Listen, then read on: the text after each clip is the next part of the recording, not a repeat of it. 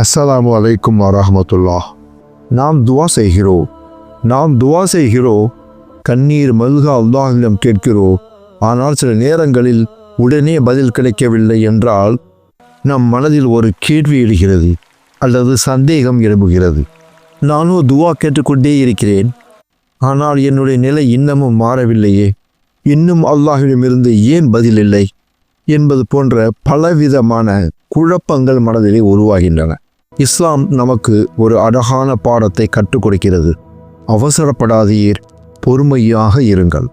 அல்லாஹுவின் தூதர் ஸல்லல்லாஹு அலைஹி வஸல்லம் அவர்கள் கூறினார்கள், உங்களில் ஒருவர் நான் பிரார்த்தித்தேன் ஆனால் என் பிரார்த்தனை ஏற்கப்படவில்லை என்று அவசரப்படாத வரை அவரது பிரார்த்தனை ஏற்கப்படும்.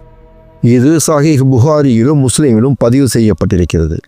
துவா என்பது வெறும் கேட்பது மட்டுமல்ல, அது அல்லாஹ்வின் மீது முழு நம்பிக்கை வைப்பது. அல்லாஹ் 3 வழிகளில் துவாவை ஏற்கின்றான். நீங்கள் கேட்பதை உடனே தருவான், தாமதமாக ஆனால் சிறந்த நேரத்தில் தருவான், அல்லது அதற்கு பதிலாக ஒரு தீங்கினை உங்களை விட்டும் நீக்கிவிடுவான். ஆகவே துவா செய்யுங்கள், நம்பிக்கையுடன் செய்யுங்கள், அவசரப்படாமல் செய்யுங்கள். ஏனெனில் அல்லாஹ் தாமதிப்பான், ஆனால் ஒருபோதும் மறந்துவிட மாட்டார்.